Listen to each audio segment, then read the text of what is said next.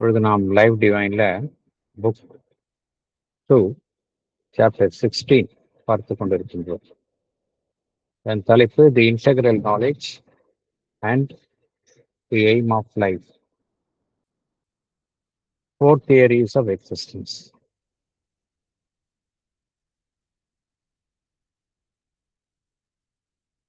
Last செஷன்ல paragraph 12 and 13 and 14 பார்த்தோம். இந்த செஷன்ல பேராகிராஃப் 15 அண்ட் 16 பார்க்கலாம். இதுல பார்த்தோம். இப்ப பேராகிராஃப் 15 உள்ள போகலாம். நம்ம The Life Divine, Book 2, Chapter 16, The Integral Knowledge and the Aim of Life, 4 Theories of Existence. Paragraph 15. At this point, we must take a step farther and begin to regard the metaphysical truth we have so stated as a determinant not only of our thought and inner movements, but of our life direction, a guide to a dynamic solution of our self-experience and world experience. Our metaphysical knowledge, our view of the fundamental truth of the universe and the meaning of existence, should naturally be the determinant of our whole conception of life and attitude to it. The aim of life as we conceive it must be structured on that basis. Metaphysical philosophy is an attempt to fix the fundamental realities and principles of being as distinct from its processes and the phenomena which result from those processes. But it is on the fundamental realities that the processes depend. Our own process of life, its aim and method, should be in accordance with the truth of being that we see. Otherwise, our metaphysical truth can be only a play of the intellect without any dynamic importance. Thank you. Explanation. Yes. We have seen that it is a conscious spirit and not an inconscient being that is emerging in the evolution. The inconscient and its powers are made subject to consciousness by higher powers. The limitations of our material substance are diminished so that they can be transferred by divine consciousness. We must consider the above metaphysical truths as a determinant not only of our thought and inner movements, but of our life direction. They must act as a guide to a dynamic solution of our self-experience and world experience. We have our metaphysical knowledge, our view of the fundamental truth of the universe, and the meaning of existence. They should naturally determine our whole conception of life and attitude to it. Our aim of life must be structured on that basis. Metaphysical philosophy is an attempt to fix the fundamental realities and principles of being. It is distinct from its processes and the phenomena that result from those processes. But the processes depend on the fundamental realities. Our own process of life, its aim and method should be in accordance with the truth of being that we see. Otherwise, our metaphysical truth can only be a play of the intellect without any dynamic importance. Thank you, sir. Thank you.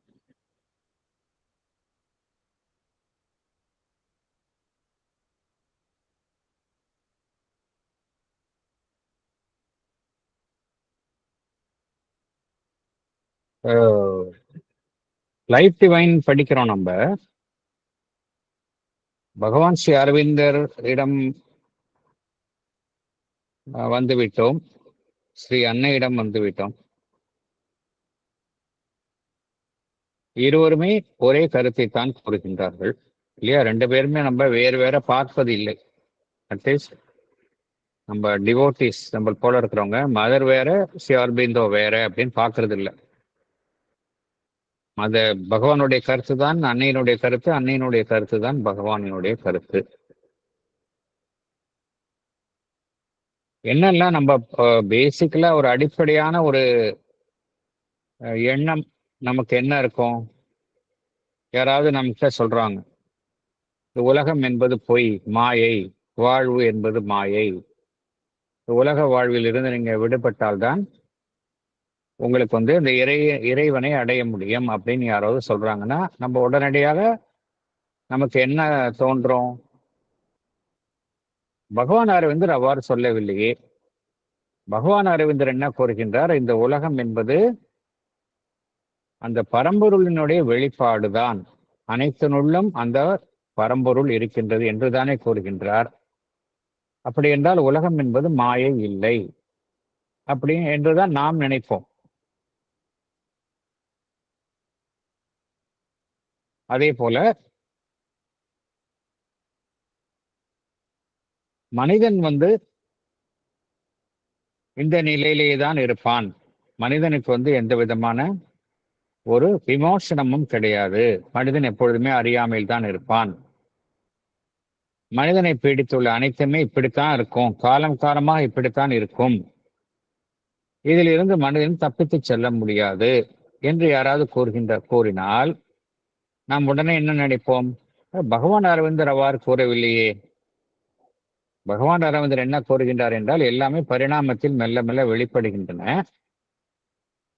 மனிதன் என்பவனும் பரிணாமத்தில் ஒரு உயர் இலக்கை நோக்கி பயணிக்கின்றான். No doubt அவன் தற்பொழுது அறியாமல் இருந்தாலும், வேதனையில் இருந்தாலும், அந்த இன்பம் துன்பம் என்கின்ற இருமைகளால் அல்லலுற்றாலும் இதை கடந்து அவன் செல்லத்தான் போகின்றான். மனிதன் ஒரு நாளைக்கு அதிமானச நிலையை எட்டுவான், உணர்வு நிலையை எட்டுவான். அப்பொழுது அவனை பீடித்துள்ள அனைத்து துன்பங்களும் மறையும் என்றுதானே பகவான் அரவிந்தர் கூறுகின்றார். ஆகையினால மனிதனுக்கு விமோசனம் இல்லை என்ற கருத்தை எவ்வாறு நாம் ஏற்றுக்கொள்வது என்கின்ற ஒரு கேள்வி நம் மனதில் எழும். ஆகையினால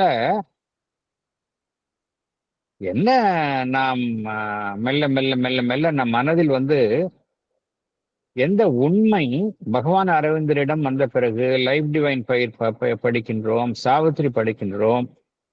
இதன் மூலம் எந்த உண்மை நம் மனதுள் மெல்ல மெல்ல நம்மை அறியாமலேயே நம்முள் விதைக்கப்படுகின்றது. நம்ம உணர்வு நிலையில் அது ஆழமாக பதிவு செய்யப்பட்டுள்ளது. என்ன உண்மை அப்படின்னா, ஏதோ ஒரு மாபெரும் சக்தி தான் இந்த பரிணாமத்தின் மூலமாக தன்னை வெளிப்படுத்திக் கொள்கின்றது. எல்லாமே ஒரு அறியாமை, உணர்வற்ற நிலை என்ற நிலை காணப்பட்டாலும் அவைகளின் மீது ஒரு உயர்வான சக்தி வேலை செய்து கொண்டு இருக்கின்றது. அனைத்துமே ஒரு காலகட்டத்தில் இந்த உயர் உணர்வு நிலை, உயர் ஒளி, அதன் மூலம் திருவுருமாற்றம் அடையும். இந்த உண்மை, இந்த கருத்து நம்முள் ஆழமாக விதைக்கப்பட்டுள்ளது. எல்லோருமே நம்மை நாமே கேட்டுக்கொள்ளலாம். இந்த உண்மைகள் எல்லாம் என் மனதில் விதைக்கப்பட்டுள்ளனவா அப்படின்னு கேட்டுக்கொள்ளலாம். கேட்டுக்கொண்டால் நமக்கு தெரியும் விடை ஆம், அப்படிதான் நமக்கு அதற்கான விடை கிடைக்கும்.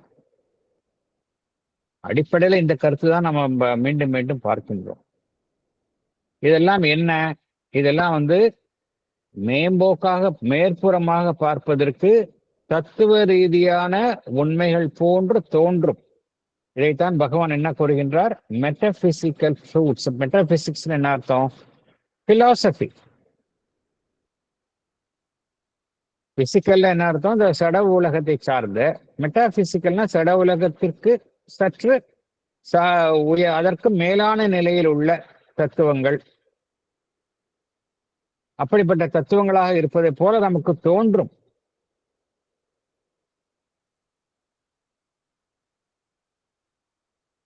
ஆனால் இவை வெறும் தத்துவங்கள் தானா? லைஃப் டிவைன்ல சொல்லக்கூடிய விஷயங்கள் எல்லாம் வெறும் தத்துவங்கள் தானா? இதெல்லாம் படித்து விட்டு நம்மளுடைய அறிவு கொஞ்சம் அறிவு பட்டை தீட்டப்படுகின்றது, அத்துடன் எல்லாமே முடிந்து விடுகின்றதா? அதற்குத்தான் இதெல்லாம் படிக்கின்றோமா அப்படின்னா, இந்த கேள்வியை நம்ம எல்லோரும் கேட்கணும். எதற்காக இதெல்லாம் படிக்கிறோம்? எதற்காக லைஃப் டிவைன் படிக்கின்றோம்? வெறும் இதெல்லாம் தத்துவ ரீதியான தத்துவார்த்தமான கருத்துக்கள். அதன் மூலமாக நம்முடைய அறிவு செம்மைப்படுத்தப்படுகின்றது. அத்துடன் அதனுடைய வேலை முடிந்து போகின்றதா அப்படின்னா அதுதான் இல்லை. இதுதான் சொல்றார் பகவான். இப்ப நம்ம ஏன் லைஃப் டிவைன் படிக்கிறோங்கிற கேள்விக்கான பதிலும் இங்கதான் இதுல வருது. இந்த சாப்டர்ல எஸ்பெஷலி இனிமேதான் வருது. என்ன சொல்றாரு அப்படின்னா, நம்ம நிறைய விஷயத்த பார்த்தோம். என்னன்னு எது உண்மை அப்படிங்கறதெல்லாம் பார்த்தோம். அந்த உண்மைகள் எதற்கு யூஸ்ஃபுல்லா இருக்கணும், எதற்கு பயன்படுத்தப்பட வேண்டும் என்றால், நம்பர் 1, அது நம்முடைய எண்ணம் சிந்தனை எல்லாமே அதன் அடிப்படையில் தான் இருக்கணும். எப்பொழுதும் நம்மளுடைய எண்ணம் சிந்தனை எல்லாம் எப்படி இருக்கணும்? அதன் அடிப்படையில் தான் இருக்கணும். என்ன இருக்கணும்? இப்ப எல்லா விஷயங்களும் உலகத்துல பாக்குறோம், நமக்கு புரிய மாட்டேங்குது. நன்மையான விஷயங்களை பார்க்கிறோம், தீமையான விஷயங்களை பார்க்கின்றோம். ஆனால் நாம் அறிந்து வைத்துள்ள அந்த மெட்டபிசிக்கல் ட்ரூத் என்ன?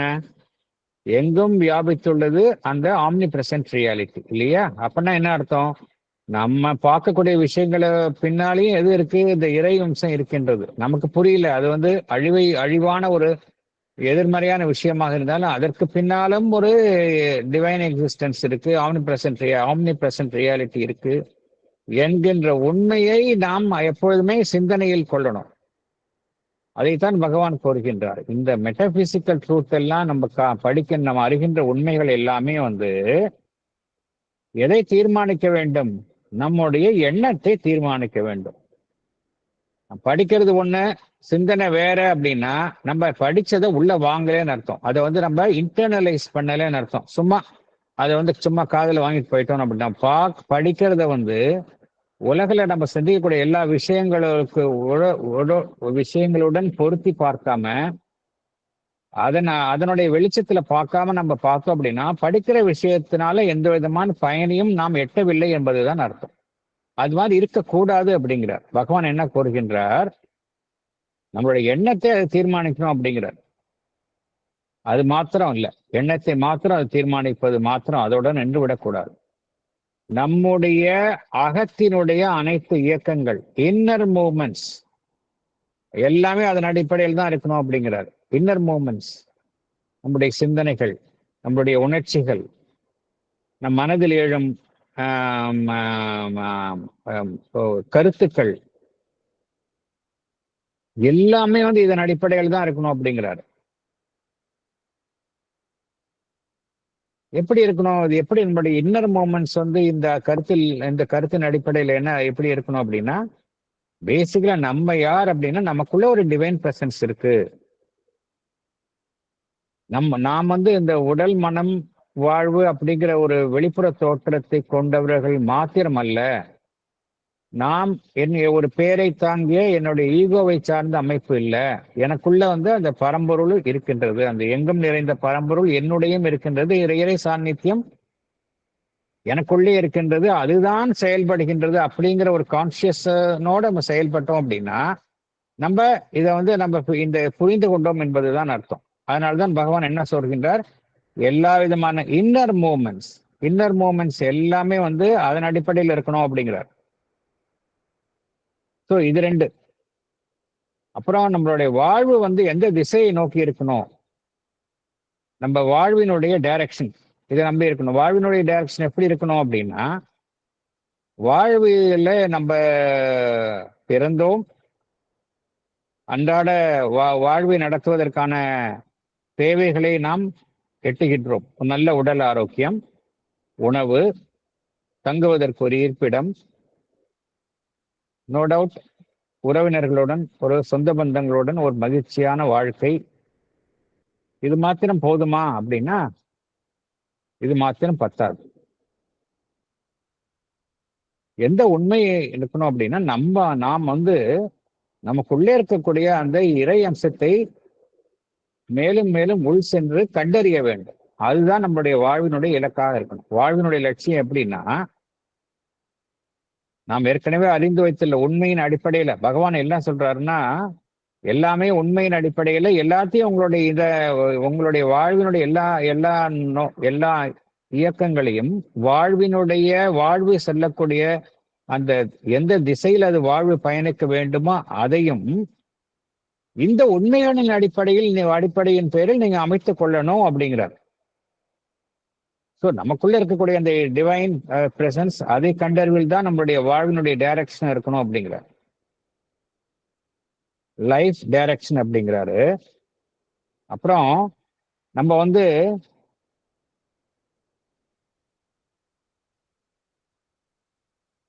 வாழ்வுல நம்ம எல்லாருக்கும் பார்த்தோம் அப்படின்னா அன்றாட வாழ்வுல காலம்பரை எழுந்ததுலேருந்து இரவு உறங்க செல்லும் வரைக்கும் நிறைய அனுபவங்களை எதிர்கொள்கின்றோம். சுயமா ஒவ்வொருவரும் பார்த்தோம் அப்படின்னா அவங்க தனி மனிதனுடைய நிலையில நிறைய அனுபவங்களை எதிர்கொள்கின்றார்கள். அது மாத்திரமல்ல, உலக அளவிலும் பார்த்தோம் அப்படின்னா சரி, நாமும் உலகமும் நெருக்கமாக தொடர்பு கொண்டுள்ளவர்கள். அதன் மூலமாகவும் நிறைய அனுபவங்களை சந்திக்கின்றோம். எந்த அடிப்படையில் இந்த அனுபவங்களை சந்திக்கின்றோம் என்பதுதான் கேள்வி. நாம் ஏற்கனவே அறிந்து வைத்துள்ளோமே அந்த உயர்வான உண்மைகள், அதனுடைய அடிப்படையில் இந்த அனுபவங்களை சந்திக்கின்றோமா அல்லது வெறும் மேம்போக்காக சந்திக்கின்றோமா? ஸோ இதுதான் இப்படிதான் ஒருவர் எப்படின்னா இது மாதிரி உயர்வான உண்மைகளை இவ்வாறு தான் தன்னுடைய வாழ்க்கையுடன் பொருத்தி கொள்ளணும் அப்படிங்கிறார். அப்படி பொருத்தி கொள்ளவில்லைன்னா பகவான் லைஃப் டிவைனை எழுதியிருக்க மாட்டார் இல்லையா? சிம்பிள். லைஃப் டிவைன் எதற்கு எழுதுறாரு? ஏதோ அவருடைய ஞானத்தை அவர் வெளியில காட்டிக்கணும்னு அவசியமே கிடையாது. அவங்களாம் இறை அவதாரங்கள்.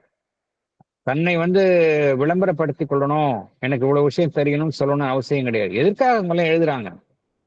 நம்முடைய வாழ்வை அதன் அடிப்படையில் அமைத்துக் கொள்ள வேண்டும் என்பதற்காகத்தான். ஆகையினால பகவான் என்ன சொல்கின்றார்? எல்லா விதமான இந்த உயர் உண்மைகள், மெட்டபிசிக்கல் ட்ரூத், அதை நம்முடைய எண்ணம், நம்முடைய அக இயக்கங்கள் மாத்திரம் இதன் அடிப்படையில் அமைத்துக் கொண்டால் பத்தாது.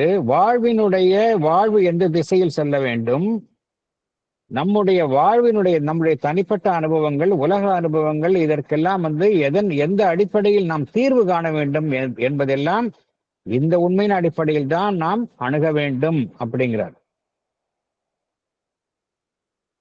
ஆகையினால நமக்கு ஒரு ஞானம் கிட்டுகின்றது. இது மாதிரி நல்ல புத்தகங்களை படிக்கின்றோம், அதன் மூலமா நமக்கு ஒரு அறிவு கிட்டுகின்றது. அதைத்தான் பகவான் மெட்டாபிசிக்கல் நாலேஜ் அப்படிங்கிறார். அதன் மூலமாக நம்ம என்ன புரிகின்றது? சில உண்மைகளை அறிந்து கொள்கின்றோம். நம்மளுடைய இருப்பினுடைய அடிப்படை உண்மைகள், ஃபண்டமெண்டல் ட்ரூத் ஆஃப் நம்முடைய இருப்பு மாத்திரம் இல்லை, இந்த பிரபஞ்சத்தினுடைய இருப்பினுடைய அடிப்படை உண்மைகளை நாம் அறிந்து கொள்கின்றோம் இல்லையா? என்ன அறிந்து கொள்கின்றோம்? இந்த பிரபஞ்சம் என்பது வெறும் சடப்பொருளினால் ஆனது அல்ல, அது பரம்பொருளினுடைய வெளிப்பாடு அப்படிங்கிற உண்மையை அறிந்து கொள்கின்றோம். நம்முடைய இருப்பும் ஒரு தற்செயலான ஏற்பட்ட விபத்து அல்ல.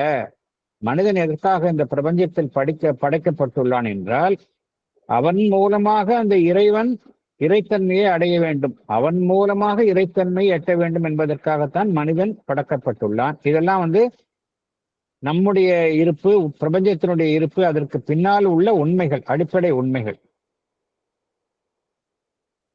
இந்த உண்மைகள் தான்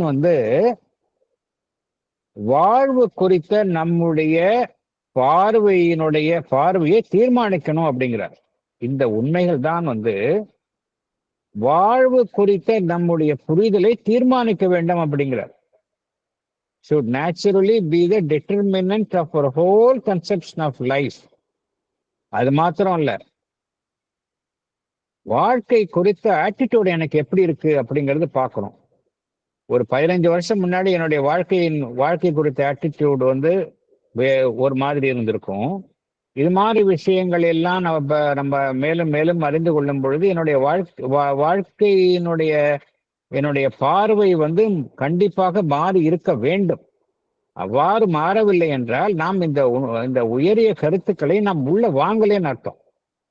ஸோ பகவான் ரொம்ப கிளியரா சொல்றார், நம்மளுடைய இது மாதிரி நம்மளுடைய இந்த அடிப்படை உண்மைகளை அறிந்து கொள்கின்றோமே, இதெல்லாம் வந்து should naturally be the determinant of our whole conception of life and attitude to it அப்படிங்கிறார். அதற்குத்தான் இதெல்லாம் படிக்கிறோம் அப்படிங்கிறார். அது அந்த அந்த உண்மைகள் தான் நம்முடைய வாழ்வினுடைய இலக்கை தீர்மானிக்கணும் அப்படிங்கிறார். the aim of life. அதன் அடிப்படையில் தான் நம்மளுடைய வாழ்வினுடைய நோக்கம் வந்து அமைக்கப்பட வேண்டும் அப்படிங்கிறார். இது மாதிரி நம்ம லைஃப் டிவைன்ல படிக்கிறோம். இது மாதிரி தத்துவம் சார்ந்த வாழ்வியல் சார்ந்த உண்மைகளை நாம் அறிந்து கொள்கின்றோம். அதனுடைய நோக்கம் என்ன? இந்த மெட்டபிசிக்கல் பிலாசபின்னு சொல்றோமே, இந்த தத்துவார்த்தமான கருத்துக்கள், அதெல்லாம் எதற்காக தோன்றியுள்ளன, உருவாக்கப்பட்டுள்ளன? ஏன்னா எவ்வளவோ பிலாசபர்ஸ் இருந்திருக்காங்க, சயின்ஸ் இருந்திருக்கிறாங்க. அவங்கெல்லாம் வந்து ஏதோ பொழுதுபோக்குக்காக இதெல்லாம் எழுதல இல்லையா, ஏதோ ஒரு காரணத்துக்காக எவ்வளவோ பக்திமான்கள் இருந்திருக்கிறாங்க, ஞானிகள், ரிஷிகள். அவர்கள் எல்லாம் இது மாதிரி இந்த விஷயங்களை வந்து ஏற்படுத்தி உள்ளார்கள். எதற்காக ஏற்படுத்தி உள்ளார்கள்? எதுக்காக அப்படின்னா, எல்லாத்திற்கும் அடிப்படையாக இருக்கக்கூடிய மெய்மை என்ன, ஃபண்டமெண்டல் ரியாலிட்டிஸ் என்ன அப்படிங்கிறத ஒரு உறுதியான அமைப்பின் பேரில் நிறுவ வேண்டும் என்கின்ற எண்ணத்தில் தான் இந்த தத்துவங்கள் எல்லாமே தோன்றியுள்ளன. எதுக்கு அப்படின்னா, ஃபண்டமெண்டல் ரியாலிட்டிஸ் அண்ட் பிரின்சிபிள்ஸ், எல்லாத்துக்கும் அடிப்படையா இருக்கக்கூடிய மெய்மை என்ன, எல்லாத்திற்கும் அடிப்படையா இருக்கக்கூடிய விதி என்ன. இப்ப நாம் இருக்கின்றோம், நமக்கு அடிப்படையாக இருக்கக்கூடிய மெய்மை என்ன, நம்முடைய இருப்பிற்கு அடிப்படையாக இருக்கக்கூடிய மெய்மை என்ன, what is the basis of your existence அப்படின்னு யாராவது கேட்டா நமக்கு சொல்ல தெரியுமா? ஏதோ பிறந்தோம் இருந்தோம் அப்படின்னு தானே சொல்லுவாங்க. ஆனால் என்னுடைய எக்ஸிஸ்டன்ஸ் வந்து என்னின் மூலமாக அந்த டிவைன் வந்து தன்னை வெளிப்படுத்த விரும்புகின்றது, எனக்குள்ள ஒரு இறை சாநித்தியம் இருக்கின்றது, அது வந்து என் மூலமாக தன்னை வெளிப்படுத்திக் கொள்கின்ற விரும்புகின்றது, அதை நான் கண்டறிய வேண்டும் அப்படின்னு நம்ம யாராவது சொல்றோமா? சொல்றது இல்லை. ஆகையினால பகவான் இங்க என்ன கூறுகின்றார், இந்த உயர்வான விஷயங்கள் எல்லாமே பார்த்தோம் அப்படின்னா அதனுடைய நோக்கம் என்ன அப்படின்னா, அனைத்திற்கும் பின்னுள்ள இந்த ஃபண்டமெண்டல் ரியாலிட்டிஸ் அண்ட் பிரின்சிபிள்ஸ் அதை வந்து உறுதியாக அது நிறுவுகின்றது. ஃபர்ஸ்ட் வந்து அந்த விதிகளையும் அதற்கு அடிப்படையா இருக்கக்கூடிய உண்மைகளையும் அது தீர்மானிக்கின்றது. இது வந்து ஃபர்ஸ்ட். விதிகள் அடிப்படையாக இருக்கக்கூடிய உண்மைகளை மெய்மைகளை அது தீர்மானிக்கின்றது. அப்புறம் இந்த விதிகள், இந்த உண்மைகள், இதன் விளைவாக ஏற்படும் செயல்பாடுகள், வெளிப்பாடுகள், இது ரெண்டையுமே வந்து இந்த மெட்டபிசிக்கல் பிலாசபி என்பது தீர்மானிக்கின்றது. Metaphysical philosophy is an attempt to fix the fundamental realities and principles of being as distinct from its processes and the phenomena which result from those processes. வாழ்வு இருக்கின்றது அப்படின்னா அதனுடைய ஃபண்டமெண்டல் ட்ரூத் என்ன? நம்ம வாழ்வுல இயங்குகின்றோம் இல்லையா, வாழ்வுல எல்லாம் செயல்படுகின்றோம், அது வந்து ப்ராசஸ். அதுக்கு பின்னால் உள்ள உண்மை என்ன? நமக்குள்ள ஒரு உயிர் சக்தி இருக்கு, அதுக்கு பின்னால வந்து ஒரு ஆன்மன் இருக்கின்றது, இந்த ஆன்மன் தான் எல்லாத்திற்கும் அடிப்படையில் இருக்கின்றது என்பதுதான் ஃபண்டமெண்டல் பிரின்சிபிள். இந்த பிரபஞ்சம் இருக்கின்றது, பிரபஞ்சத்திலே செயல்பாடுகளைத்தான் நாம் பார்க்கின்றோம். இந்த செயல்பாடுகளுக்கு பின்னால் உள்ள ஃபண்டமெண்டல் பிரின்சிபிள் என்ன? பிரபஞ்சம் இருக்கின்றது, பிரபஞ்சம் வந்து பிரபஞ்சத்தில் உள்ள ஒவ்வொரு அமைப்பினுள்ளும் அந்த ஒரு சீக்ரெட் கான்சியஸ்னஸ் இருக்கு, அதுதான் வெளிப்பாடுகள், எல்லா விதமான செயல்பாடுகளுக்கும் பின்னணியில் இருந்து காரணமா இருக்கின்றது இல்லையா, அதுதான் வந்து ஃபண்டமெண்டல் பிரின்சிபிள். இது மாதிரி இந்த ஃபண்டமெண்டல் பிரின்சிபிள்ஸை வந்து அமைத்து தருவதுதான் இத்தகைய தத்துவ கோட்பாடுகளினுடைய வேலை என்று பகவான் அதைத்தான் இது முயற்சிக்கின்றது என்று பகவான் குறிப்பிடுகின்றார்.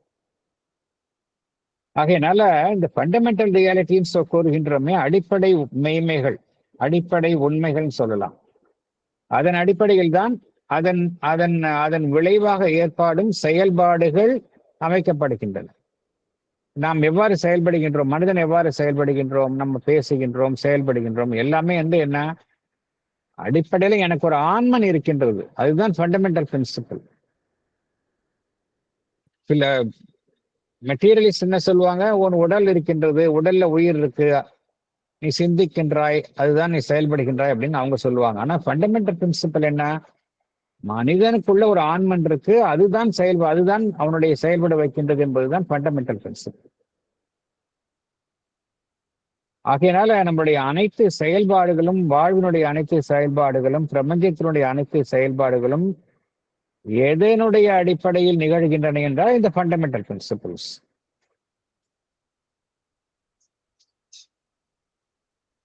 அப்புறம் இன்னொரு கருத்தையும் பகவான் குறிப்பிடுகின்றார்.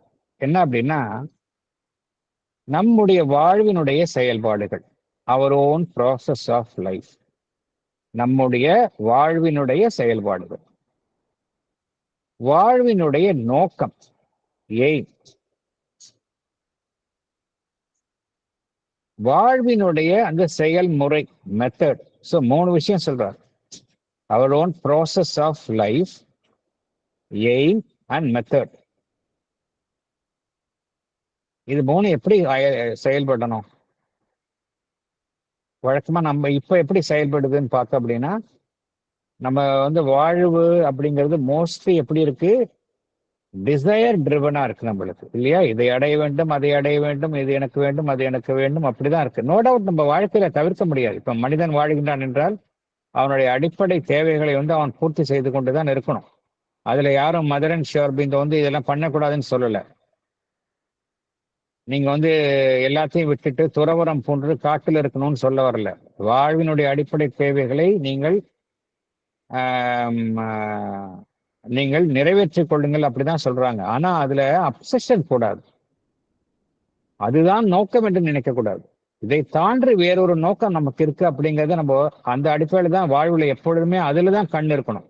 ஓகே, என்னுடைய உடல் நல்லா இருக்கணும், உடல் ஆரோக்கியமா இருக்கணும், இருக்கிறதுக்கு ஒரு வசதியான இருக்கணும், அப்பதான் எதுக்கு இதெல்லாம், எதுக்காக அப்படின்னா இதெல்லாம் இருந்து அடிப்படையில என்னுடைய நோக்கத்தை நிறைவேற்றுவதற்காகத்தான். அடிப்படை நோக்கம் எனக்குள்ள இருக்கக்கூடிய இந்த இறை அம்சத்தை நான் கண்டறிய வேண்டும், அதற்குத்தான் இதெல்லாம் உதவி புரியணும் அப்படிங்கிற எண்ணத்தோடு தான் நீங்க செயல்படணும் அப்படிங்கிறாங்க. இந்த கருத்தை தான் பகவான் இங்க போடுகின்றார். அவர் own process of life, its aim, method should be in accordance with the truth of being that we see. Truth of being என்ன அர்த்தம்? அனைத்திற்கும் உள்ள இருக்கக்கூடிய மெய்ப்பொருள். அதுதான், அதன் அடிப்படையில வாழ்வை அமைத்துக் கொள்ளணும், எல்லாத்தையும் நம்ம செய்யணும் அப்படிங்கிறார். சப்போஸ் இது மாதிரிலாம் பண்ணல அப்படின்னா வெறும் ஏட்டுச்சுரைக்காய தான் இருப்போம். நம்ம எல்லாரும் அழகாக இப்போ படிப்பாங்க, அதை பத்தி அழகா சொல்லலாம். ஒருத்தர் வந்து பெரிய தத்துவ ஞானியா இருக்கலாம், லெக்சர் கொடுக்கலாம் அதை பற்றி அழகா. ஆனா அது வந்து வெறும் இன்டலெக்சுவலா தான் இருக்குமே ஒழிய அது வந்து நடைமுறையில அவர் எந்த விதமான ஒரு நடைமுறை, அவரோட வாழ்க்கையில எந்த விதமான ஒரு முன்னேற்றத்தையும் அவருக்கு தராது அப்படிங்கிறார். Otherwise our metaphysical truth can be only a play of the intellect without any dynamic importance அப்படிங்கிறார்.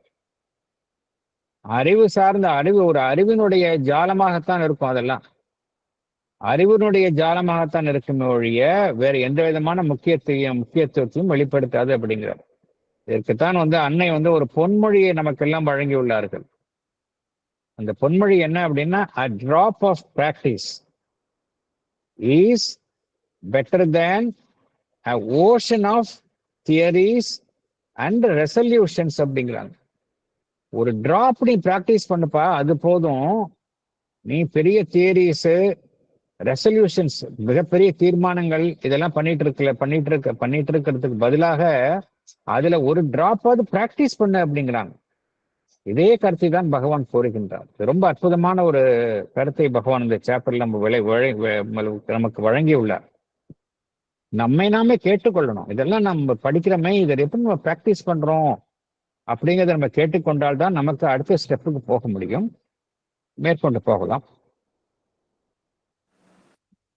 It is true that the intellect must seek after truth for its own sake without any illegitimate interference of a preconceived idea of life utility. But still, the truth once discovered must be realizable in our inner being and our outer activities. If it is not, it may have an intellectual but not an integral importance. A truth for the intellect, for our life, it would be no more than the solution of a thought puzzle or an abstract unreality or a dead letter. Truth of being must govern truth of life. It cannot be that the two have no relation or interdependence. The higher significance of life to us, the fundamental truth of existence, must be also the accepted meaning of our own living, our aim, our ideal. Padikit Basar, Yes, madam. it is true that the intellect must seek after truth for its own sake.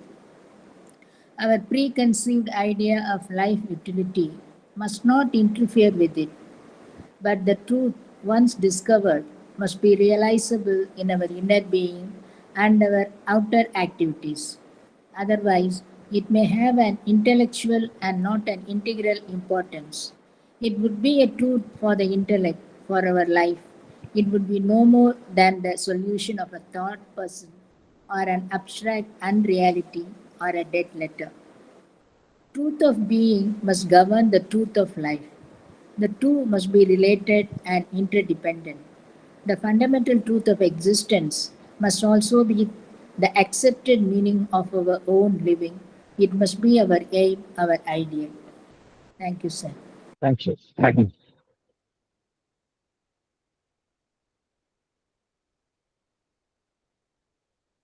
பொதுவாக ஒரு கருத்து என்ன சொல்லுவாங்க அப்படின்னா, அறிவை அறிவிற்காகவே நாடுவது அப்படின்னு சொல்லுவாங்க. அறிவை அறிவிற்காகவே நாடுவது அப்படிம்பாங்க.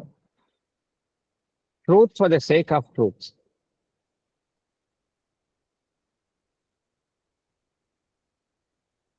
உண்மையை உண்மையை உண்மைக்காகவே நாடுவது.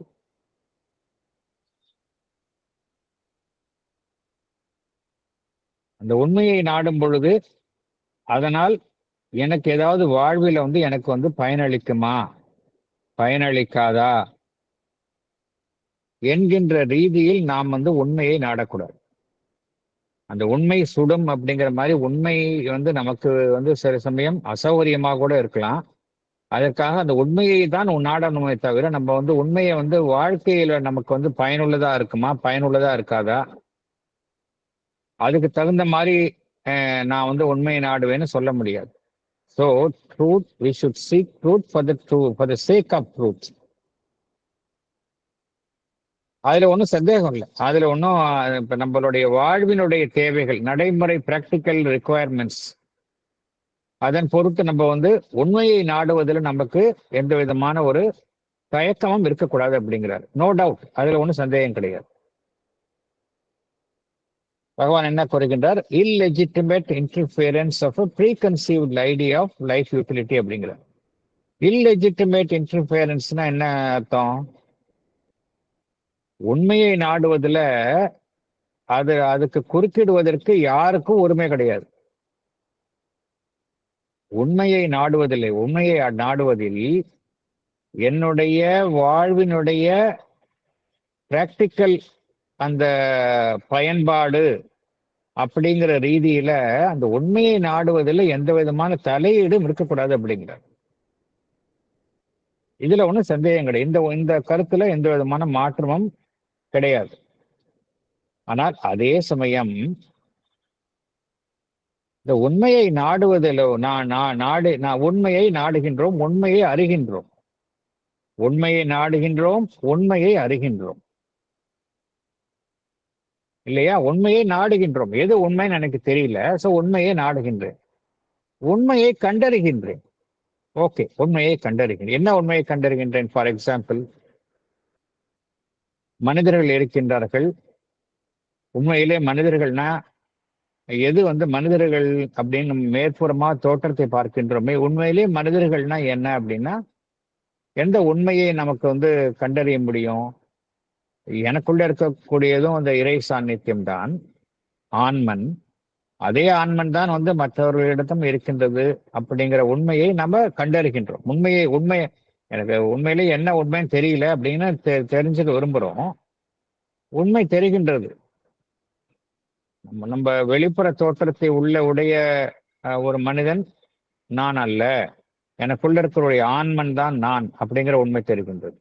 மற்றவர்களும் அவ்வாறே என்றும் அறிந்து கொள்கின்றோம். சரி, இது உண்மையை அறிந்து கொள்கின்றோம். இது அறிந்து கொண்டு அந்த நிலையில தங்கி விடுவதா அப்படின்னா கிடையாது. அதை நம்ம அகத்துள் அந்த உண்மையை நாம் சித்தியாக பெற வேண்டும் அப்படிங்கிறார். இந்த உண்மையை அறிந்து கொள்கின்றோம். அனைத்தனுள்ளும் பரம்பொருள் இருக்கின்றது, எல்லாமே டிவைன் அப்படிங்கிற உண்மையை சும்மா வாயில சொன்ன பத்தாது. அது நீங்க உங்களுடைய இன்னர் பீயிங்ல அதை ரியலைஸ் பண்ணுங்க அப்படிங்கிறார். அகத்தில் சித்தியாக பெறுங்கள் அப்படிங்கிறார். Must be realisable in our inner being. சரி, அகத்தில மாத்திரம் இன்னர் பீயிங்ல மாத்திரம் ரியலைஸ் பண்ணா போதுமா அப்படின்னா அதுதான் இங்க பூரண யோகத்துல கிடையாது. எவ்வளவோ உயர்வான விஷயங்களை நம்ம சும்மா அறிந்து கொண்டு சும்மா இருக்கக்கூடாது. அது என்னுடைய எல்லா செயல்களிலும் அது பிரதிபலிக்கணும். என்னுடைய சிந்தனை, என்னுடைய செயல்பாடு, பேச்சு, என்னுடைய செயல்பாடுகள், மற்றவருடன் நான் என்னுடைய உறவு எல்லாத்திலும் பிரதிபலிக்கணும். அதனால இங்க என்ன உண்மையா அடிப்படை உண்மையை கூறுகின்றார் பகவான். நம்பர் 1, உண்மையை நாடுங்கள். அதுல காம்ப்ரமைஸ் பண்ணாதீங்க. உண்மையை கண்டறியுங்கள். அனைத்திற்கும் பின்னால் உள்ள உண்மையை கண்டறியுங்கள். அந்த உண்மையை உங்களுடைய அகஜீவனில் சித்தியாக நீங்கள் அடையுங்கள். அகஜீவனில் மாத்திரம் சித்தியாக அடைந்தால் மாத்திரம் பத்தாது, உங்களுடைய வெளிப்புற நடவடிக்கைகளிலும் அதை நீங்கள் வெளிப்படுத்த வேண்டும் அப்படிங்கிறார். அதுதான் பூரண யோகம். நீங்க அது மாதிரி பண்ணல அப்படின்னா இது வெறும் அந்த உண்மையை அறிந்து கொள்வதில் என்பது வெறும் அறிவு சார்ந்த இயக்கமாகத்தான் இருக்கும் அப்படிங்கிறார். It may have an intellectual but not an integral importance. பூரண யோகத்துல எதுன்னா இன்டெகிரல் யோகா, இன்டெகிரலா நமக்கு டிரான்ஸ்ஃபர்மேஷன் வேணும். ஒரு ஒருங்கிணைந்த ஒரு முக்கியத்துவத்தை நாம் கண்டறியும் உண்மையின் மூலமாக எட்ட வேண்டும். ஒருங்கிணைந்த முக்கியத்துவத்தை எட்ட வேண்டுமே ஒழிய வெறும் அறிவில் மாத்திரம் நமக்கு அந்த பயன்பாடு இருந்தால் பத்தாது அப்படிங்கிறார். வெறும் அறிவை சார்ந்த உண்மையோ, a truth for the intellect, a truth for the intellect for our life, it would be வெறும் அறிவு சார்ந்த உண்மை, a truth for the intellect. இல்ல என்னுடைய வாழ்வு சார்ந்த ஒரு உண்மை, a truth for the intellect for our life. அந்த நிலையோட நிறுத்துகிறது. வெறும் truth for the intellect for our life அந்த நிலையோட நிறுத்தி கொண்டால் எப்படி அப்படின்னா it would be no more than the solution of a thought puzzle அப்படிங்கிற. thought puzzle என்ன அர்த்தம்? ஒரு புதிர். நம்ம மனதுல ஒரு புதிருக்கான ஒரு விடையை தேடிக்கொண்டே இருக்கின்றோம். எப்பொழுதுமே நமக்கு இந்த சம்டைம்ஸ் நமக்கு ஒரு எல்லா விஷயங்களும் புதிராக இருக்கும். வாழ்விலே பார்க்கிறோம், ஒரு புதிராக இருக்கும். அந்த புதிருக்கான விடையை தேடிக்கொண்டே இருப்போம். திடீர்னு அதுக்கு ஒரு சொல்யூஷன் கிடைக்கும். அந்த புதிருக்கான ஒரு சொல்யூஷன் கிடைக்கும். அந்த புதிருக்கான சொல்யூஷன் கிடைக்குது அப்படிங்கிறது என்ன? எந்த ஒரு செயல்பாடு? வெறும் நம்மளுடைய மனதில் அறிவு சார்ந்த செயல்பாடாகத்தான் இருக்கும் இல்லையா? ஒரு புதிருக்கான விடையை தேடுதல் அப்படிங்கிறது வெறும் அது ஒரு இன்டெலெக்சுவல் ப்ராப்ளம். அதுக்கு சொல்யூஷன் நம்ம தேடுறோம், அவ்வளவுதான். ஃபார் எக்ஸாம்பிள் நம்ம சொல்றோம், ஒரு காம்ப்ளெக்ஸ் மேத்தமெட்டிக்கல் ப்ராப்ளம் இருக்கு. அது எப்படி சால்வ் பண்றதுன்னு நம்மளுக்கு தெரியல. மனதை போட்டு அதை சிந்தித்துக் கொண்டே இருக்கின்றோம். திடீரென்று அதற்கான விடை கிடைக்கின்றது, நமக்கு அந்த சொல்யூஷன் கிடைக்கின்றது. ஒரு காம்ப்ளெக்ஸ் மேத்தமெட்டிக்கல் ப்ராப்ளமோ இல்லை பிசிக்ஸ்ல ஒரு ப்ராப்ளமோ இருக்கின்றது, அதற்கான விடை கிடைக்கின்றது. அந்த புதிருக்கான விடை கிடைக்கின்றது. இது எந்த அளவுக்கு பொருந்தும் நம்மளுடைய நடைமுறை வாழ்க்கையில? நடைமுறை வாழ்க்கையில அது எந்த விதமான பொருத்தமும் இருக்காது. அது அந்த ப்ராப்ளத்துக்கு தான் சொல்யூஷன் தருது, அவ்வளவுதான். வெறும் இந்த உண்மையை வெறும் நம்மளுடைய அறிவுடன் நிறுத்திக் கொள்வதோ, வாழ்க்கை ஃபார் அவர் லைஃப் வெறும் வாழ்வு சார்ந்த அம்சங்களுடன் நிறுத்திக் கொள்வதோ பார்த்தோம் அப்படின்னா அது வந்து வெறும் ஒரு புதிர்க்கான விடையை போலத்தான் இருக்கும். அல்லது அது வந்து வாழ்வினுடைய யதார்த்தங்களில் இருந்து மிகவும் அப்பாற்பட்ட விஷயமாக இருக்கும். அப்டிராக்டா இருக்கும். அப்டிராக்டா என்ன அர்த்தம்? அது நமக்கு புரியவே புரியாது. ஒன்று அப்படி இருக்கும். அது எப்படி இருக்கும்? அன்ரியாலிட்டி, யதார்த்தத்தோடு முற்றிலும் சம்பந்தப்படாத விஷயமாக இருக்கும். இல்லை எந்த விதமான ஒரு வாழ்வினுடைய ஒரு அம்சமும் இல்லாமல் ஒரு டெட் லெட்டர் அப்படிங்கிறார். ஒரு டெட் லெட்டர். டெட் லெட்டர்னு என்ன அர்த்தம்? அதுல இருந்து எந்த விதமான ஒரு உண்மையும் இருக்காது. வெறும் டெட் லெட்டர், அவ்வளவுதான். இப்படிதான் இருக்கும் அப்படிங்கிறார். அதனால உண்மையை வந்து நம்ம வெறும் அறிவு சார்ந்த தளத்துடன் நிறுத்தி கொள்ளக்கூடாது அப்படிங்கிறார். எப்படி இருக்கணும் அப்படின்னா பகவான் என்ன கோருகின்றார்? உண்மைதான் நம்முடைய வாழ்வை வழி நடத்தும் ஒரு விதியாக இருக்கணும் அப்படிங்கிறார். உண்மைன்னா எது? உண்மை நம்மளுடைய ஜீவனினுடைய உண்மை, truth of being. Truth of being எது அப்படின்னா நமக்குள்ள இருக்கக்கூடிய ஆன்மன். Truth of being must govern truth of life அப்படிங்கிறார். ஸோ 2 விஷயம் சொல்றார். Number 1 truth of being, truth of life அப்படிங்கிறார். இது ரெண்டும் வந்து இணைந்திருக்கணும் அப்படிங்கிறார். ஒன்றுடன் ஒன்று இணைந்து சம்பந்தப்பட்டிருக்கணும் அப்படிங்கிறாரு. ரெண்டும் தனித்தனியா இருக்க முடியாது. ட்ரூத் ஆஃப் பீயிங் வேற, ட்ரூத் ஆஃப் லைஃப் வேறன்னு பிரிவுபட்ட நிலையே செயல்பட முடியாது. என்னுடைய வெளிப்புற நடவடிக்கைகள்ல வந்து நான் வந்து சம்பந்தமே இல்லாம பிஹேவ் பண்றது, உள்ளுக்குள்ள வந்து உள்ளுக்குள்ள என்னுடைய ட்ரூத் ஆஃப் பீயிங் இருக்கு, இறையம்சம் இருக்கு. ஆனா வெளியில என்னுடைய பிஹேவியர் பார்த்தோம் அப்படின்னா அதுக்கு கொஞ்சம் கூட சம்பந்தம் இல்லாம இருக்கு. எல்லாமே புறம்பான விஷயங்களா இருக்கு. நான் தீமையைத்தான் செய்கின்றேன், பொய்மையில் தான் இருக்கின்றேன் அப்படின்னா என்ன அர்த்தம்? நம்ம வந்து உள்ள இருக்கக்கூடிய அகத்தினுடைய உண்மையின் படி நம்ம வெளிப்புற வாழ்வில் நடக்கலேன்னு அர்த்தம் இல்லையா? அகம் ஒரு மாதிரி இருக்கு, புறத்துல வேற மாதிரி இருக்கும். Truth of being must govern truth of life அப்படிங்கிறார். இது ரெண்டும் வந்து ஒன்றை ஒன்று சார்ந்து இருக்கணும் அப்படிங்கிறார்.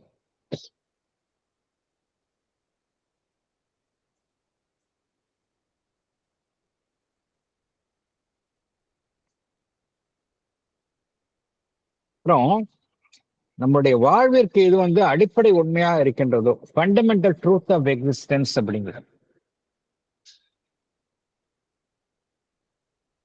அப்புறம் அந்த highest significance of life to us அப்படிங்கிறார்.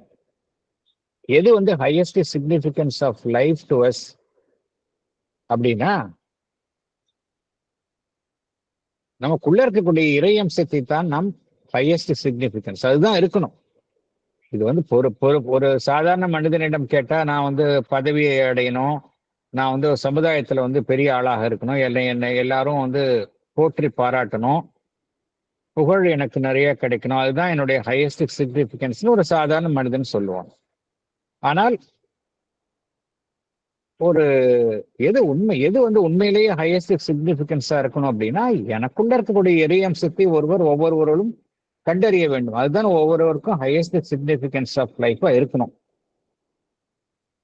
அப்புறம் எது வந்து ஒவ்வொருடைய இருப்பிற்கும் அடிப்படை உண்மையாக இருக்கின்றது, எல்லாருடைய இருப்பிற்கும் எது அடிப்படை உண்மையாக இருக்கின்றது என்றால் அவருள் இருக்கக்கூடிய இறையம்சம் தான், the fundamental truth of existence. இதுதான் வந்து இந்த அம்சங்கள் தான் வந்து வாழ்வினுடைய பொருளாக இருக்கணும் அப்படிங்கிறார் பகவான். must be also the accepted meaning of our own living. வாழ்விற்கு அர்த்தம் என்ன அப்படின்னா, ஒருவருடைய வாழ்வினுடைய அர்த்தம் என்ன அப்படின்னா என்னுடைய வாழ்வில் வந்து எது வந்து ஹையஸ்ட் சிக்னிபிகன்ஸா இருக்குதோ அதுதான் என்னுடைய வாழ்வினுடைய அர்த்தம். எது என்னுடைய வாழ்விற்கு வந்து அடிப்படை உண்மையாக இருக்கின்றதோ அதுதான் என்னுடைய வாழ்வினுடைய அர்த்தமாக இருக்கணும், அதுதான் என்னுடைய லட்சியமாக இருக்கணும் அப்படிங்கிறார். இது பண்ணாம நம்ம பண்ணணும் அப்படின்னா எல்லாமே கருத்தளவுல தான் இருக்குமே ஒழிய வாழ்வினுடைய சம்பந்தப்பட்டு இருக்காது அப்படிங்கிறார். ஆகையினால ரொம்ப அடிப்படையான உண்மைகளை இங்க தெளிவுபடுத்துகின்றார் பகவான். எதுக்காக அப்படின்னா நம்ம லைஃப் டைம் எவ்வளவு படிச்சுட்டு வர்றோம், இதெல்லாம் வந்து நம்ம எப்படி செயல்படுத்துறது, எப்படி வாழ்வினுடைய பொருத்திக் கொள்வது என்பதுதான் பகவான் இங்கு கூறுகின்றார். அடுத்தது போகலாம். Paragraph 16. There are, roughly from this viewpoint, four main theories or categories of theory with their corresponding mental attitudes and ideals in accordance with four different conceptions of truth of existence. These we may call the supracosmic, the cosmic and terrestrial, the supra-terrestrial or otherworldly, and the integral or synthetic or composite, the theories that try to reconcile the three factors or any two of them which the other views tend to isolate. Yes. Explanation. There are four main theories or categories of theory with their corresponding mental attitudes and ideals in accordance with four different conceptions of truth of existence. They are the supracosmic, the cosmic and terrestrial, the supra-terrestrial or otherworldly, and the integral or synthetic or composite. The fourth category refers to the theories that try to reconcile the three factors or any two of them which the other views tend to isolate. Thank you, sir. Thank you. இப்ப இந்த சாப்டர்னுடைய ஒரு துணை தலைப்பு என்னவா இருக்கு? Four theories of existence, இல்லையா? Four theories of existence. இந்த ஃபோர் தியரிஸ் என்ன? நான்கு அடிப்படை கோட்பாடுகள், நம்முடைய இருப்பிற்கான நான்கு அடிப்படை கோட்பாடுகள். அது என்ன? ஏன்னா ஏற்கனவே பார்த்தோம், இந்த கோட்பாடுகளின் அடிப்படையில் தான் நம்ம வாழ்க்கையை அமைச்சுக்கணுங்கிறத பார்த்தோம். அந்த பேசிஸில் தான் நம்ம பார்க்க போறோம். நான்கு கோட்பாடுகளை பார்க்க போறோம். இந்த நான்கு கோட்பாடுகளின் அடிப்படையில் எப்படி நம்மளுடைய வாழ்க்கையை அமைத்துக் கொள்வது, வாழ்க்கையை, அன்றாட வாழ்க்கையை எப்படி நடத்துவது, அதுதான் பார்க்க போறோம். நம்ம நான்கு கோட்பாடுகளையும் பார்க்கும்போது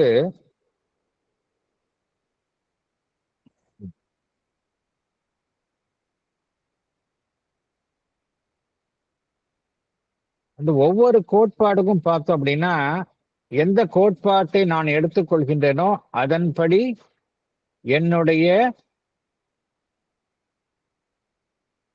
மென்டல் ஆட்டிடியூட், மனோபாவம் அதன்படிதான் அமையும். அது எப்படின்னு பின்னாடி விளக்கலாம், பார்க்கலாம். நம்ம நான்கு தேரி இருக்கு, நான்கு கோட்பாடுகள். இந்த நான்கு கோட்பாடுகளை, எந்த கோட்பாடுகளை நான் எடுத்துக்கொள்கின்றேனோ, ஏற்றுக்கொள்கின்றனோ, அந்த கோட்பாடுகளின் அடிப்படையில் தான் என்ன இருக்கும்? என்னுடைய மென்டல் ஆட்டிடியூட் இருக்கும். நான் வாழ்வில் அமைத்துக் கொள்ளும் லட்சியங்களும் அதன் அடிப்படையில் தான் இருக்கும்.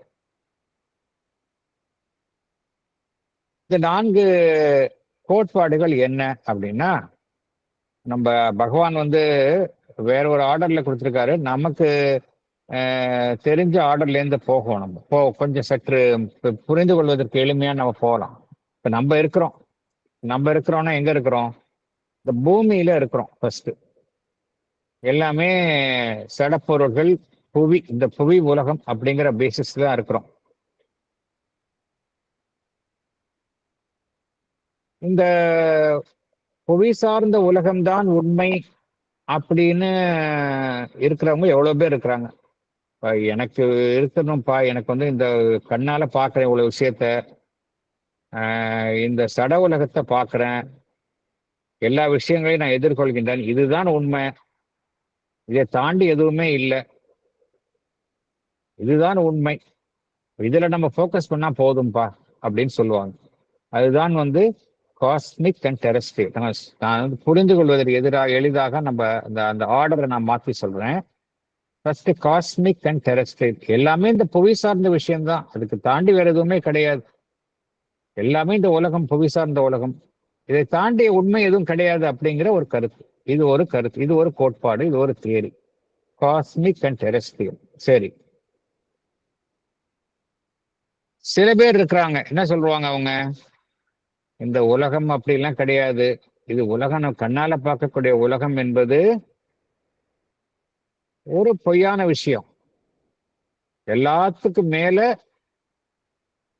ஒரு நிலை இருக்கின்றது, அனைத்தும் கடந்த நிலையில் இருக்கின்றது அந்த பிரம்மன். அதுதான் உண்மை. நம்ம நேர்ல பார்க்கக்கூடிய விஷயங்கள்லாம் மாயை அப்படின்னு சொல்லுவாங்க. எது உண்மை? எல்லாத்துக்கும் மேல இருக்கக்கூடிய அனைத்தும் கடந்திருக்கக்கூடிய ஒன்று இருக்கின்றது, அதுதான் உண்மை. மற்றதெல்லாம் பொய்ன்னு சொல்லுவாங்க. அதுதான் என்ன அர்த்தம்? அதுதான் இங்க சூப்ரா காஸ்மிக். ஸோ காஸ்மிக் பார்த்தோம், காஸ்மிக் அண்ட் டெரஸ்ட்ரியல் எல்லாம் ஒண்ணுதான். அப்புறம் அடுத்தது சூப்ரா காஸ்மிக், பிரபஞ்சத்திற்கு அப்பால். அடுத்தது இந்த புவிக்கும் அந்த எல்லாம் கடந்த நிலைக்கும் இடையில் உள்ள நிலை. புவிக்கும் எல்லாம் கடந்த நிலைக்கும் இடையில் உள்ள நிலை, அதுதான் சூப்ரா டெரஸ்ட்ரியல் ஆர் அதர் வேர்ல்ட்லி. இந்த அதர் வேர்ல்ட்லி அப்படின்னு என்ன அர்த்தம் அப்படின்னா, எல்லாமே சூட்சும உலகங்கள். நிறைய பேர் இதுல போக்கஸ் பண்ணியிருப்பாங்க. இந்த உலகம் கிடையாது, இந்த உலகத்தை தாண்டிய மறைபொருளான விஷயங்கள்லாம் இருக்கின்றது, மேலுலகங்கள்லாம் இருக்கின்றது, அதுதான் உண்மை. இந்த உலகம் உண்மை கிடையாது, எல்லாமே மேலுலகங்கள், எல்லாமே இந்த உலகத்தை தாண்டி இருக்கக்கூடிய இந்த விஷயங்கள். Subtle physical world, vital world, இது மாதிரி நிறைய உலகங்களை பார்க்குறோம் இல்லையா? உலக அடுக்குகளின் ஏணின்னு பார்க்குறோம், வேர்ல்டு ஸ்டேர்னு சாவித்திரியில பார்க்குறோம். அதுல தான் ஃபோக்கஸ் பண்றது. இது ஒரு தியரி, சூப்ரா டெரஸ்ட்ரியல் ஆர் அதர் வேர்ல்ட்லி. இது 3 தியரி. ஆனால் இது எல்லாத்தையும், ஏன்னா இது எல்லாத்துக்கும் பின்னாலே உண்மை இருக்கு இல்லையா? எதை நம்ம சூப்ரா காஸ்மிக் சொல்றோம்? பிரம்மன், அதுலயும் ஒரு உண்மை இருக்கு. எது காஸ்மிக், பிரபஞ்சம் தழுவியது, இந்த புவி சார்ந்ததுன்னு சொல்றோம், அதுலயும் உண்மை இருக்கு. இந்த புவிக்கும் அந்த எல்லாம் கடந்த நிலைக்கும் இடைப்பட்ட உலகங்களும் இருக்கின்றன, அதுவும் உண்மைதான். இந்த 3 கோட்பாடுகளின் உள்ள உண்மையையும் ஒருங்கிணைத்து கூறும் ஒரு கோட்பாடு, அதுதான் பகவானினுடைய கோட்பாடு. இந்த 4வது தியரி இருக்குது, அதுதான் பகவானினுடைய கோட்பாடு. பகவானினுடைய கோட்பாடுல எதுவுமே விளக்குவது இல்லை. அதைத்தான் பகவான் எவ்வாறு கூறுகின்றார்? The integral or synthetic or composite அப்படிங்கிறார். எல்லாத்தையும் உள்ளடக்கிறது, அதுல எதுவும் விளக்குறதே கிடையாது. அது என்ன செய்யுது? மற்ற 3 கோட்பாடுகளையும் ஒத்திசைவுடன் பொருத்துகின்றது. மற்ற கோட்பாடுகள் என்ன செய்கின்றது? நான் தான், என்னுடைய கோட்பாடு தான் உண்மை, மற்ற கோட்பாடு உண்மை இல்லைன்னு விளக்குகின்றது, ஐசோலேட் பண்றது. இது அப்படி பண்றது இல்லை, இது எல்லாத்தையும் ஒருங்கிணைக்கின்றது. ஸோ இதுதான் 4 கோட்பாடுகள் அப்படிங்கிறார். அடுத்தது போகலாம், அடுத்த போர்ஷன் போகலாம். In this last category would fall our view of our existence here as a becoming with a divine being for its origin and its object, a progressive manifestation, a spiritual evolution with the supracosmic for its source and support, the otherworldly for a condition and connecting link, and the cosmic and terrestrial for its field, and with human mind and life for its nodus and turning point of release towards a higher and highest perfection. Our regard then must be on the 3 first to see where they depart from the integralizing view of life and how far the truths they stand on fit into its structure. Thank you.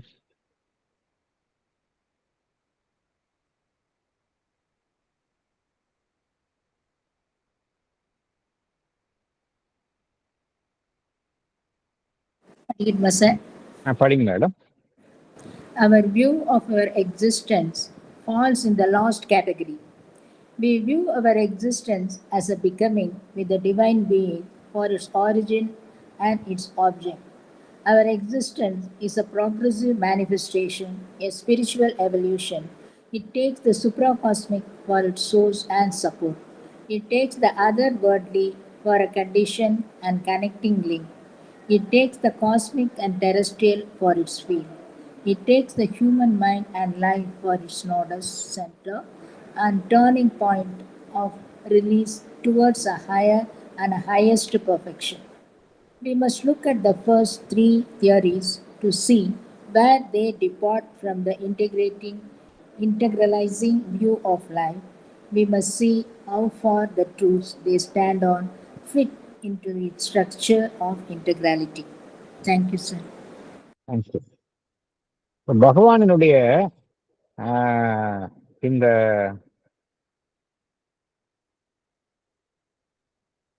Theory of existence எப்படி மாறுபட்டு இருக்கின்றது அப்படிங்கன்னு பார்க்க போனா,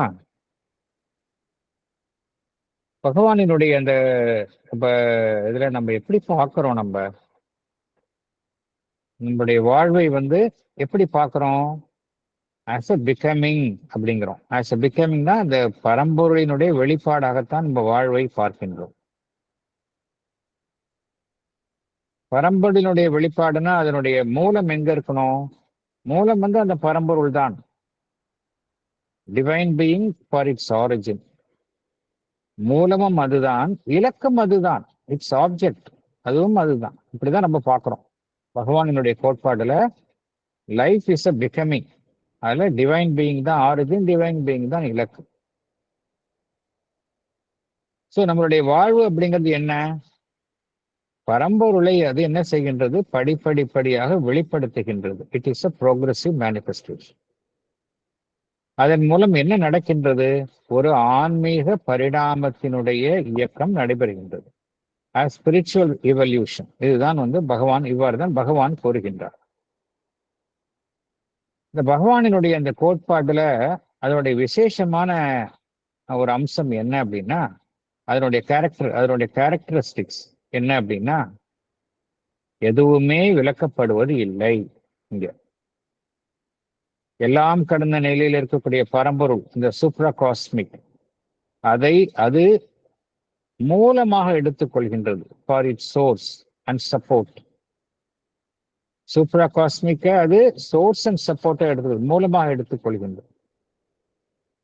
இடைப்பட்ட உலகங்கள் இருக்கின்றனவா இந்த other world's இந்த பார்த்தோம் இல்லையா? நம்ம இந்த அதர் வேர்ல்ட்லி அப்படிங்கிறத நம்ம பார்த்தோம்.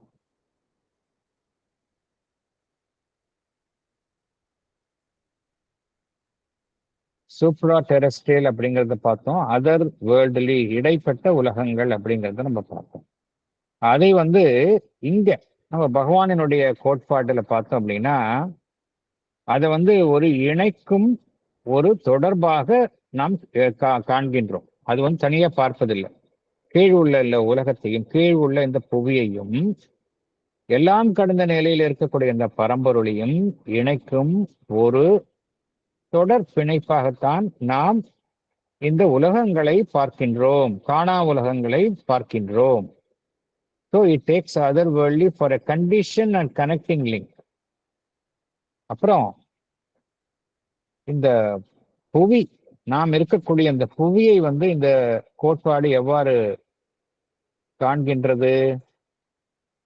அது தன்னை வெளிப்படுத்தும், பரம்பொருள் தன்னை வெளிப்படுத்தும் களமாக காண்கின்றது. It takes a cosmic and terrestrial for its field.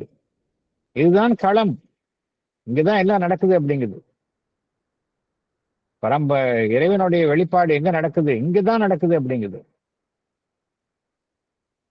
மனிதனை எவ்வாறு பார்க்கின்றது? ஹியூமன் மைண்ட் அது எவ்வாறு பார்க்கின்றது? மனிதனுடைய மனதையும் வாழ்வையும் அது ஒரு மையமாக பார்க்கின்றது. இந்த அனைத்து செயல்களும் நடைபெறும் ஒரு மையமாக பார்க்கின்றது. It takes a human mind and life for its nodus and turning point of release. Turning point of release அப்படிங்கிறார். எது வெளிப்படுகின்றது? எது அதில் மூலமாக விடுவிக்கப்படுகின்றது அப்படின்னா, ஹையர் கான்சியஸ்னஸ் அதன் மூலமாக விடுவிக்கப்படுகின்றது. Turning point of release. எதற்காக அது அவ்வாறு விடுவிக்கப்படுகின்றது? Towards a higher and higher perfection. மேலும் மேலும் பூரணத்துவத்தை அடைவதற்காக மனிதனுடைய மனமும் வாழ்வும் ஒரு மையமாகவும் ஒரு விடுவிக்கப்படும் ஒரு திருப்பு முனையாகவும் இங்கு பாவிக்கப்படுகின்றது.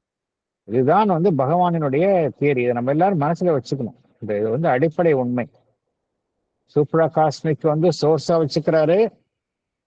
அதர் வேர்ல்டுடைய வந்து கண்டிஷன் அண்ட் கனெக்டிங் லிங்க். இந்த புவியை வந்து டெரஸ்ட்ரியல் வந்து ஃபீல்டா வச்சுக்கிறாரு. மனிதனுடைய மனதையும் வாழ்வையும் ஒரு மையமாக வைத்துக் கொள்கின்றார் for higher and higher perfection அப்படிங்கிறார். ஸோ இந்த கருத்துக்களை எல்லாம் பார்த்தோம். இப்போ அடுத்தது என்ன பார்க்க போறோம்? இந்த நம்ம பார்த்த 3 தியரிஸ் இருக்கு இல்லையா, சூப்ரா காஸ்மிக், சூப்ரா டெரெஸ்ட்ரியல், அப்புறம் டெரெஸ்ட்ரியல். இந்த 3 தியரிஸும் வந்து எவ்வாறு வந்து அந்த ஒருங்கிணைந்த ஒரு தன்மையிலிருந்து எவ்வாறு மாறுபடுகின்றன அப்படிங்கிறத பார்க்க போறோம்.